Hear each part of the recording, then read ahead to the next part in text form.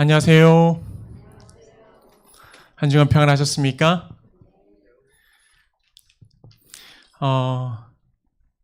우리 성도님들 오늘 저녁 시간에는 그래도 많은 분들이 참여하신 것 같습니다.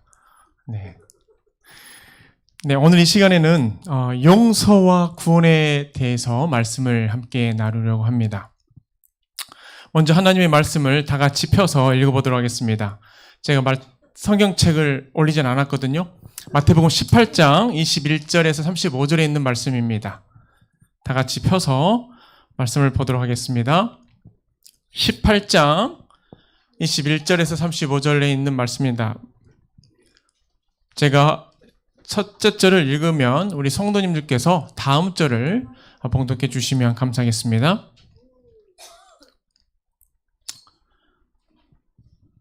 다 찾으셨죠? 우리 학생들도 꼭 찾아보십시오. 자, 18장 21절에서 35절에 있는 말씀입니다. 그때 베드로가 나와 이르되 주여, 형제가 내게 죄를 범하면 몇 번이나 용서하여 주리이까? 7번까지 하오리이까?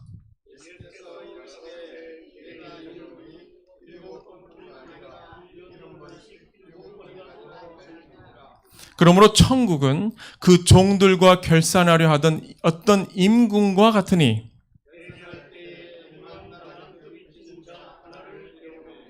갚을 것이 없는지라 주인이 명하여 그 몸과 아내와 자식들과 그 모든 소유를 다 팔아 갚게 하라 하니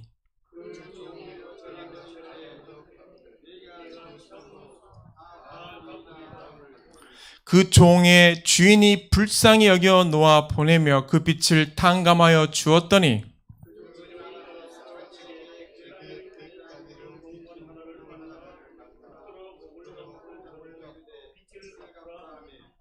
그 동료가 엎드려 간구하여 이르되 나에게 참아 주소서 갚으리다 하되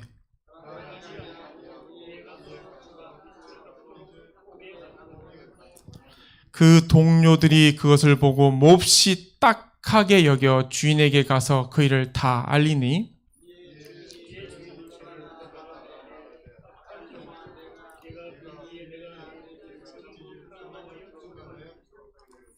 내가 너를 불쌍히 여김과 같이 너도 내 동료를 불쌍히 여김이 마땅하지 아니하냐 하고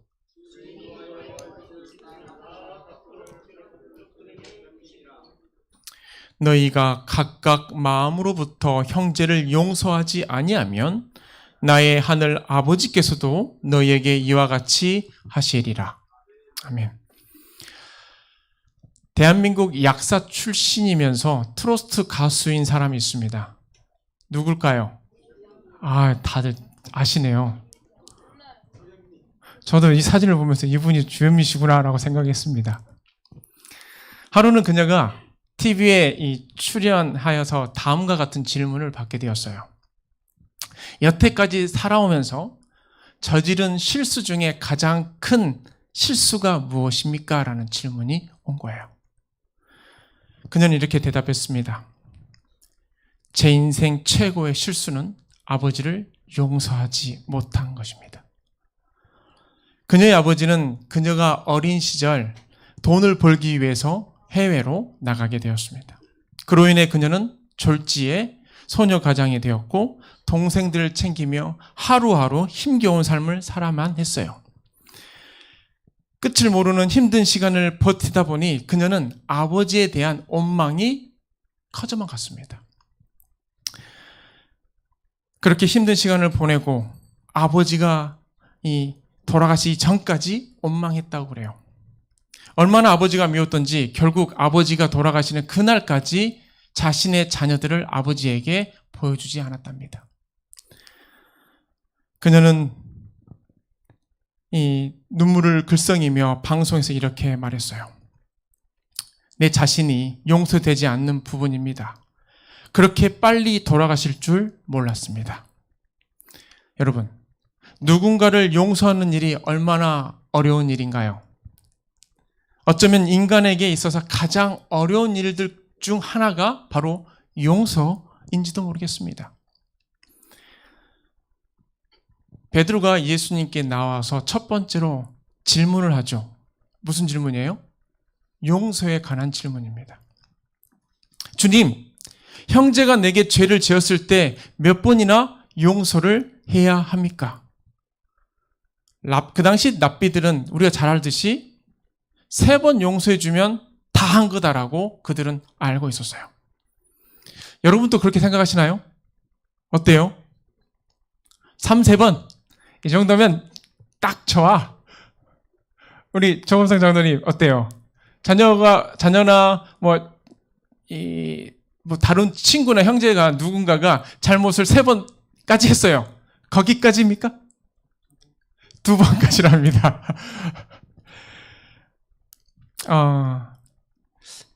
그리스도인들은 어찌 보면 랍비보다는 좀 더 이렇게 좀 넓어야 될 것 같아요, 마음이. 어찌 보면 베드로가 그렇죠. 몇 번까지 용서해 줘야 된다고 얘기했죠? 7번까지라고 얘기를 합니다. 완전수죠. 그 정도까지만 하면 충분히 용서하는 것 같아요? 어떻습니까? 저도 좀 생각해 봤어요. 저 똑같은 질문을 누군가가 나에게 던진다면 나는 우리 아이들이 잘못했을 때 용서를 과연 몇 번까지 했지? 라고 생각해 봤어요. 3번까지는 그래도 해줬던 것 같은데 7번까지? 그거는 좀 아니었던 것 같다라는 생각이 듭니다. 예수님은 거기에 더해서 몇 번까지 하라고 그러죠? 7번에 70번을 곱해서라도 용서하라고 하십니다. 총 몇 번일까요, 그러면요? 490번이에요. 490번까지 용서해 주실 수 있는 분 손 한번 들어주십시오. 쉽지 않죠? 네. 490번까지만 하고 돌아서라고 예수님께서 말씀하시는 걸까요? 아니죠. 오히려 언제나 용서의 정신을 배양하고 죄를 용납하는 태도를 가져야 한다고 예수님은 말씀하시는 겁니다. 예수님은요, 바로 그 다음 절인 마태복음 18장 23절에 뭐라고 말씀하신지 아십니까? 이 용서에 대해서 말씀하시는데, 그러므로 뭐라고 나왔죠? 천국은 이라고 말씀하세요. 용서와 천국이 이어진다라는 것을 예수님께서는 직접 이렇게 말씀하신 거예요. 예수님께서는 용서와 하나님 나라를 하나로 묶어서 설명하고 계십니다.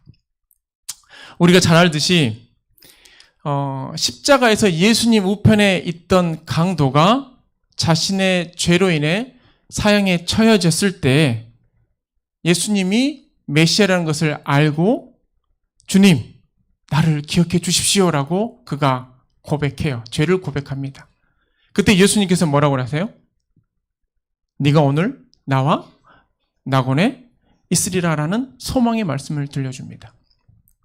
바로 그 순간 그는 그 평생 범한 모든 죄를 사함을 받고요.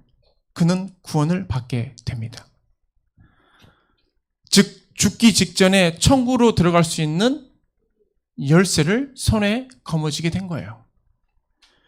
이와 같이 용서란 구원과 직결되어 있다는 것입니다.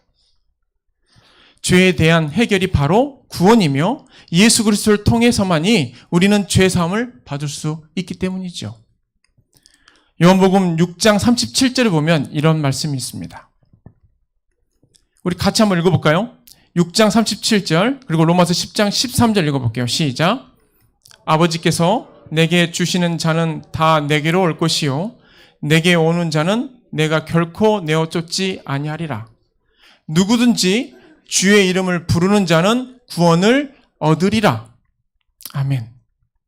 오늘날 이 강도보다 더 악독한 죄를 범한 이 범죄자일지라도 누구든지 예수께로 나오면 그리고 용서를 구하는 사람은 어떻게 돼요? 죄 사함을 받게 된다는 것입니다. 그가 과거에 어떤 만행을 저질렀든지 전과가 어떻게 되었든지 간에 상관없이 만일 진심으로 자복하고 하나님의 은혜를 구한다면 하늘나라의 후사가 될 수 있다라는 것입니다. 선지자의 글에도 이러한 말씀이 있어요. 그대의 태도를 변화시키지 않는 한 그대는 구원을 받을 수 없습니다. 회개하여 처음 행위를 가지는 것만이 하나님께서 그대에게 은총을 입혀줄 수 있는 유일한 조건입니다.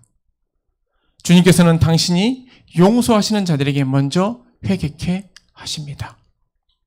우리 사랑하는 우리 서귀포교회 성도님들이시여, 매 순간 자신의 행위를 돌아보고 진정으로 죄에 대하여 통회하며 돌이키는 저와 여러분이 되기를 진심으로 간절히 바랍니다. 그리하여 하나님의 간합하심을 경험하고 우리에게 소소한 실수를 저지른 이들을 너그럽게 용서하는 우리 모든 그리스도인의 형제 자매들이 되기를 간절히 소망합니다. 오늘 비유에는 1만 달란트 빚진 사람이 등장합니다. 1만 달란트는 지금 우리 돈으로 환산하면 얼마일까요? 저도 이 수를 세보니 정말 어마어마한 돈이에요. 1조 8천억 정도 된답니다. 당시에도 이 돈이 얼마나 컸냐면 18년 동안 10,000명의 노동자를 고용할 수 있을 정도의 금액이었다고 합니다. 왕은 이런 큰 돈을 빚진 한 종에게 내 몸과 내 자식과 내 처들과 그 모든 걸 다 팔아서 그 빚을 갚으라고 얘기해요. 할 수가 없죠. 그러자 그는 엎드려 절하며 내게 참으소서, 내가 다 갚으리라라고 예언합니다. 근데 할 수 없음을 이 왕은 다 알고 있었어요. 그리하여 왕은 그를 불쌍히 여겨서 모든 빚을 탕감해 주었습니다. 한순간에 그 엄청난 빚이 탕감받게 된 이 사람은 어때요? 날아갈 듯이 기뻤어요. 마침 그때 왕궁에서 나와 집으로 가던 길에 그는 자신에게 100데나리온 빚진 한 사람을 만나요. 그 동료를 만납니다. 100데나리온은 우리나라 지금의 돈으로 환산하면 보신 것처럼 한 10만 원 정도? 하루 품삯 정도 된다고 합니다.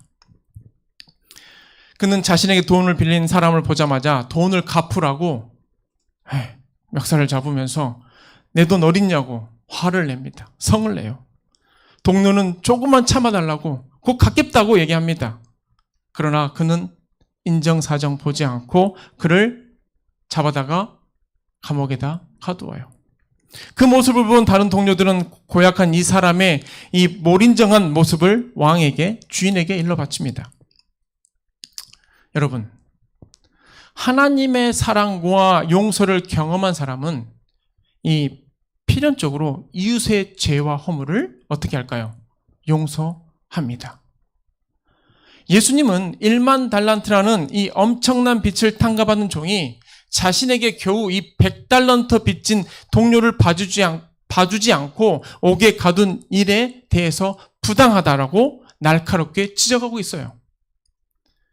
큰 죄를 용서받고도 작은 죄를 용서하지 않는다면 그는 용서받은 그 은혜를 모르는 사람인 거예요.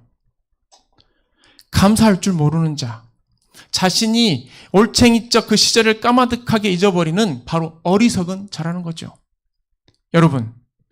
여러분은 얼마나 큰 용서를 받았습니까?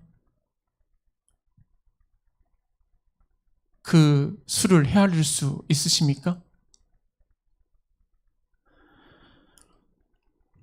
밴댕이 소갈딱지라는 말 들어보셨지요? 이것은 평안도 사투리라고 해요. 뜻은 아직 미숙하거나 생각이 짧은 사람에게 비하하는 말입니다. 그래서 흔히 속이 좁고 너그럽지 못한 사람, 생각이 좁고 쉽게 토라지는 사람을 이 밴댕이 소갈딱지 같은 사람아라고 얘기를 해요. 뭐 밴댕이 소갈머리, 밴댕이 소갈딱지 다 같은 말입니다. 밴댕이는 결코 맛없는 물고기가 아니랍니다. 혹시 밴댕이 드셔보셨나요? 맛있어요, 집사님? 네. 네. 근데 뭐 젓갈에도 쓰이고 뭐 석회에 구워 먹기도 하고 회를 해서 먹기도 한답니다. 그런데 이 밴댕이는요, 이 몸 크기에 비해 속 내장이 매우 작다고 그래요. 그래서 스트레스를 받으면 속이 좁아서 그런지 곧바로 죽는다고 그래요. 이 바다에서 잡히는 이 물고기들 중에 가장 빨리 죽는 물고기 가운데 하나라고 그래요. 그물이나 낚시에 잡히자마자 나오자마자 죽는 물고기인 거예요. 밴댕이 혹시 살아있는 밴댕이 보셨습니까? 다 죽어버리니까 보긴 어렵겠죠. 네. 사람에게 적용하면 지 성질을 지도 못 말리는 유행인 거예요. 이런 사람에게 아이고 이런 밴댕이 소갈딱지 같으니라고 라고 하는 것이죠. 우리 사랑하는 성도 여러분, 밴댕이 소갈딱지, 밴댕이 소갈머리라는 그러한 가치관이 여러분의 삶에서 멀어지길 소망합니다. 도리어 저 넓고 푸른 제주 바다처럼 법한 포구에 그 맑디 맑은 바다처럼 투명하고 깨끗하며 넓은 마음의 소유자들이 되는 우리 성도님들 되길 소망합니다. 우리는 때론 이런 말들을 서스럼 없이 내뱉곤 해요. 너는 내 남편이 나한테 어떤 짓을 했는지 잘 몰라서 그래. 하지만 그 말은 우리가 하나님 앞에 어떤 삶을 살았는지 잘 몰라서 하는 말이죠. 엄마가 몇 번을 말했어. 한두 번도 아니고 이제는 절대 용서 못해.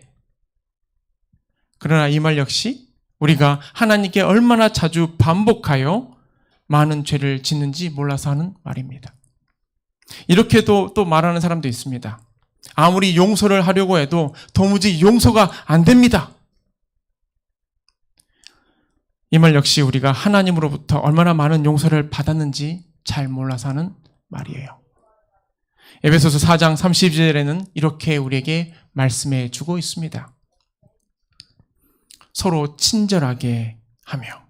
다 같이 읽어보도록 하겠습니다. 시작. 서로 친절하게 하며 불쌍히 여기며 서로 용서하기를 하나님이 그리스도 안에서 너희를 용서하신 것 같이 하라. 아멘. 서로 용서하기를 하나님께서 친히 우리를 위해 용서해 주신 것 같이 그 은혜를 많이 받았으니 그 은혜만큼이라도 한 번이라도 제대로 용서를 하라라고 하나님께서는 말씀하고 계시는 거예요. 미국 펜실베니아 주 아미시 마을의 한 학교에 찰스 칼 로버츠라는 사람이 권총을 들고 그 학교에 진입해서 여대생 5명을 죽였어요. 2006년 10월 2일자에 있었던 사건입니다. 로버츠는 이 아미시 마을에 살던 사람이 아니고 이 조지타운에 살던 사람이었습니다. 이 사건 직후 로버츠는 각각 7살과 5살인 두 딸과 18개월 된 아들 그리고 아내를 남겨둔 채 목숨을 끊었습니다. 수사기관에서 그가 어렸을 때 받은 그 상처 때문에 그랬을 거다라고 분석했을 뿐이었습니다. 이때 충격에 빠진 미국을 감동시킨 일이 곧이어 일어났어요. 그 누구보다도 붕괴하고 살인자와 그 가족을 원망했을 이 아마시 마을의 그리스도인들이 로버츠를 용서하고 그의 장례식을 직접 치러준 것입니다. 뿐만 아니라 유족들에게 위로와 사랑을 구체적으로 표현했던 거예요. CNN 뉴스에서 그들은 이렇게 말했습니다.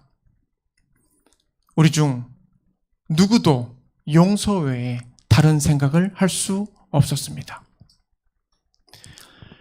예수님은 자신을 십자가에 못 박은 사람들을 용서하셨고요. 스데반 역시 자신을 향해 돌을 던진 그 사람들을 향해서 뭐라고 했어요? 돌을 던지는 저들이 자신의 죄를 모릅니다. 하나님 용서해 주십시오라고 그렇게 기도했습니다. 여러분, 증오나 복수는 예수 그리스도의 가르침이 아닙니다. 만일 내가 주님께 용서받은 죄인이라는 사실을 부인하고 다른 사람을 용서하지 못한다면 그것은 곧 기독교 신앙 자체를 부인하는 것과 같습니다. 나아가 하나님을 부인하는 것 같아요. 그리스도께서 십자가에서 보여주신 용서는 하나님 사랑의 절정입니다. 용서는 그리스도인이 끝까지 해야 할 하나님의 사랑의 실천임을 기억하는 우리 성도님들 되길 바랍니다. 마지막으로 아름다운 이야기 하나 더 들려드리려고 말씀 마치겠습니다. 어느 날 바닷가 모래밭에 거북바위가 있었습니다. 그 거북바위 옆에 어린 소나무가 이렇게 한 그루가 자라기 시작했어요. 거북바위는 이 자라다가 세찬 바람이 왔을 때 뿌리쳐 뽑혀 날아갔던 다른 소나무들을 생각하면서 이 어린 소나무에게 아무 말도 걸지 않았어요. 혼자 있는 그 외로움보다 친구를 잃어버린 그 아픔이 너무 크다는 것을 경험했기 때문에 아무 말도 걸지 않았습니다. 지난날의 소나무들은 빨리 자라서 큰 나무가 되겠다는 생각으로 위로만 자랐어요. 그러다가 세찬 바람과 그런 거센 풍파가 불어오면 뿌리채 뽑혀서 날아가곤 했습니다. 그러나 거북바위는 그것을 기억하면서 이 어린 소나무와 말을 섞지 말아야지라고 했지만 시간이 지나면서 그래도 헤어질 땐 헤어지더라도 그때까지만이라도 좋은 친구로 살아야겠다는 생각으로 이 어린 소나무와 대화하기 시작했어요. 그리고 지난날 여러 친구들이 있었는데 그 친구들이 바람이 불면 다 뽑혀 날아갔다는 그런 얘기들도 이 어린 소나무에게 전해주었습니다. 그래서 그 말을 들은 이 어린 소나무는 위로 자라기보다는 땅 밑으로 뿌리를 깊이 내리는 일에 힘을 썼어요. 그리고 짠물보다는 맑은 물을 마시기 위해 더욱 깊이 뿌리를 내렸습니다. 어느 때부터인가 그 어린 소나무 곁에 또 다른 어린 소나무들이 자라기 시작했어요. 세찬 바람이 불어오면 다 날아갈까봐 그 어린 소나무는 자기의 뿌리를 옆으로 뻗어 다른 어린 소나무들이 자기 뿌리와 얽히도록 붙들어주기 시작했습니다. 그러던 어느 날 아주 거센 태풍이 불어왔고 바다는 거품을 토했으며 온 천지는 깜깜해졌습니다. 거북바위는 이번에도 모든 친구들이 다 날아갔겠지 하고 생각했어요. 그런데 다음날 보니까 거북바위가 눈을 떴을 때 놀랍게도 거기에는 작은 어린 이 소나무들이 다 있는 거예요. 자기들의 뿌리로 서로 붙들어 주었기 때문입니다. 결국 그들은 거북바위와 아름다운 친구가 되어 큰 숲을 이루었고 많은 사람들도 그곳에서 와서 쉬고 가는 그런 아름다운 장소가 되었다는 이야기입니다. 사랑하는 우리 성도님들이시여, 우리는 다 부족하고 이 어린 소나무처럼 약한 사람들입니다. 그러나 그러한 우리들일지라도 우리가 서로를 붙들어 줄 때, 허물을 덮어줄 때, 쓰나미 같은 이런 시련과 역경이 밀려올 때 우리는 어떨까요? 그러면 믿음의 정말 단단한 공동체가 될 것입니다. 저희 교회 그리고 가장 어린 도현이와 루카로부터 또 연로하신 장로님들과 집사님들에게 이르기까지 연약한 우리 모든 지체들이 서로 감싸 안고 너그럽게 용서하며 말씀 안에 깊이 뿌리 내리는 우리 성도님들이 되시기를 간절히 소망합니다. 용서함으로 얻는 구원의 기쁨이 우리 모든 성도님들 가정에 가득하기를 간절히 바랍니다. 하나님께서 즐겨하는 그런 천국이 여러분들 삶 가운데 이루어지기를 바라면서 오늘의 말씀을 줄이도록 하겠습니다. 기도하겠습니다.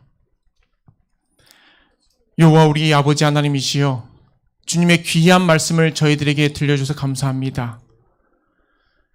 다른 사람을 용서할 수 없는 그런 마음이 들 때 하나님께서 우리들을 용서해 주시고 우리를 죄로부터 구원해 주신 그 사랑을 기억하고 모든 이들을 너그러운 마음으로 용서할 수 있도록 따뜻한 마음들을 저희들에게 주시옵소서.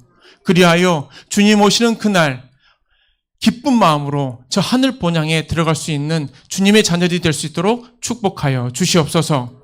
때가 임박한 이러한 때에 회개의 심령을 저희들에게 주시옵고 성령의 능력을 부음받는 저희들 모두가 될 수 있도록 축복하여 주시옵소서.